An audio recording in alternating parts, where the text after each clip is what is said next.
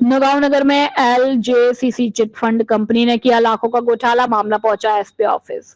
नगांव के रहने वाले ब्रजेश बाबू बादल ने बताया कि मेरे साथ LJCC चिट फंड कंपनी के एजेंट संजय तिवारी के द्वारा ठगी की गई है।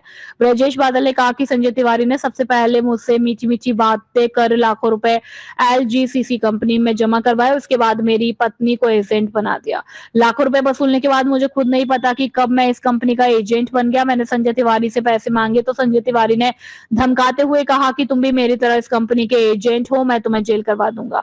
अगर पुलिस शक्ति से LJCC कंपनी के मैनेजर और एजेंटों से पूछताछ करेगी तो करोड़ों का घोटाला सामने निकल कर आएगा और कई लोग जेल भी जा सकते हैं। नौगांव से उत्तम राजपूत की रिपोर्ट। क्या नाम है आपका, क्या समस्या है, कहाँ पर आए हुए हैं आप? मेरा नाम ब्रजेश बाबू बादल है। मैं एसपी ऑफिस आया हूँ आज दूसरी बार आवेदन देने के लिए। एक कंपनी नौगांव में छतरपुर में संचालित है, उसका नाम पहले था Shri Swami Vivekananda multi state cooperative society limited.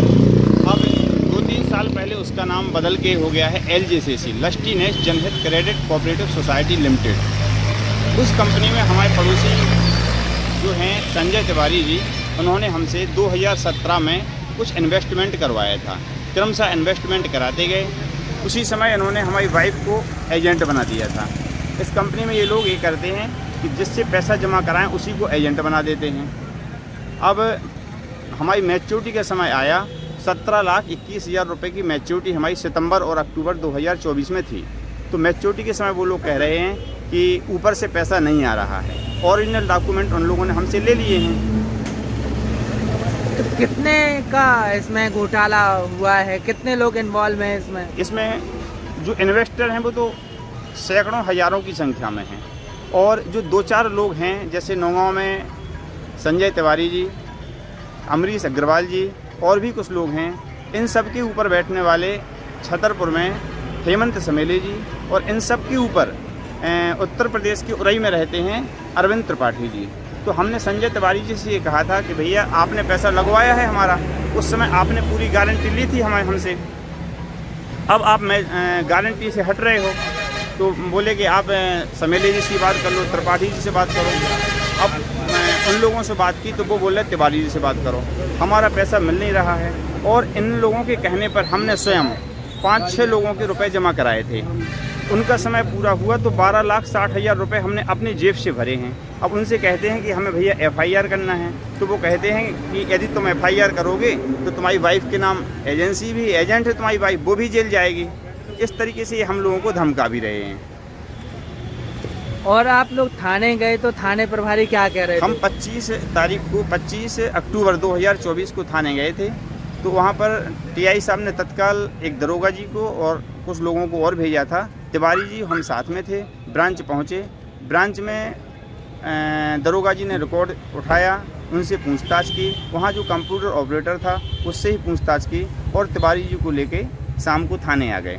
दिन भर थाने में बिठाए रहे, रात में 10 बजे उन्हें छोड़ा। इसके बाद कोई आगे प्रक्रिया नहीं बढ़ रही है। फिर 29 तारीख को हमने SP साहब को आवेदन दिया था, तो उन्होंने कहा था कि बहुत जल्दी हम निराकरण करा देंगे।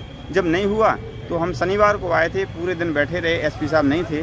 आज मैं पुनः 10:30 बजे SP ऑफिस आ गया था। SP साहब से अभी मुलाकात हुई है और उन्होंने हमें आश्वासन दिया है कि जल्दी से जल्दी हम आपका निराकरण कराते हैं। छतरपुर में ब्रांचें चल रही हैं, काफ़ी संख्या में लोग इसमें इन्वॉल्व हैं और इन्वेस्टर भी बहुत सारे हैं। इन्वेस्टर जो हैं वो केवल इस हिसाब से FIR करने के लिए तैयार नहीं हो रहे कि इन लोगों के द्वारा धमकियां दी जाती हैं, यदि आप FIR करोगे तो आपको ही जेल जाना पड़ेगा क्योंकि आप स्वयं एजेंट हैं। तो ये इनकी पॉलिसी है कि अधिकांश लोगों को इन्होंने एजेंट बना रखा है। तो अब ये पैसे देने में आनाकानी कर रहे हैं? बिल्कुल मना ही कर रहे हैं। एक बार तो उन्होंने कहा है कंपनी बंद हो गई है, इसके बाद भी ब्रांचें चालू हैं। हमने TI साहब को बताया था, तो इन्होंने कहा कि 2 महीने बाद पैसा मिल जाएगा। हमने कहा भैया 2 महीने नहीं 4 महीने बाद दे देना, लेकिन कुछ वो तो हो, बोले गारंटी कुछ भी नहीं है इसकी। तो क्या लगता है आपको, ये फर्जी कंपनी है क्या? 420 की आपके साथ में क्या? बिल्कुल 420 ही हमारे साथ हुई है और बड़ी 420 तो ये हुई ना कि इन्होंने हमारी वाइफ को एजेंट बनाया। फिर अभी 23 में हमें इनके पास सारे डॉक्यूमेंट रहते हैं। 2023 में हमें भी एजेंट बना दिया इनने, और अब उस एजेंट के बेस पे हम लोगों को धमकी देते हैं, यदि FIR करोगे तो तुम ही जेल जाओगे। क्या चाहते हैं आप? हम अपना पैसा चाहते हैं। हमारा यदि मूलधन की बात करें तो 18.5 लाख रुपए है, मैच्योरिटी की बात करें तो 33 लाख रुपए मैच्योरिटी है। हम बहुत परेशान हैं। 12,60,000 रुपए हमने जो 5-6 लोगों के इनके कहने पर जमा कराए थे, उनके हमें देना पड़ेगी। उनकी ही पावती हमारे पास है, सबके पैसे हमने चुकाए हैं। 12,60,000 रुपये कर्ज लेकर के हमने चुकाया है।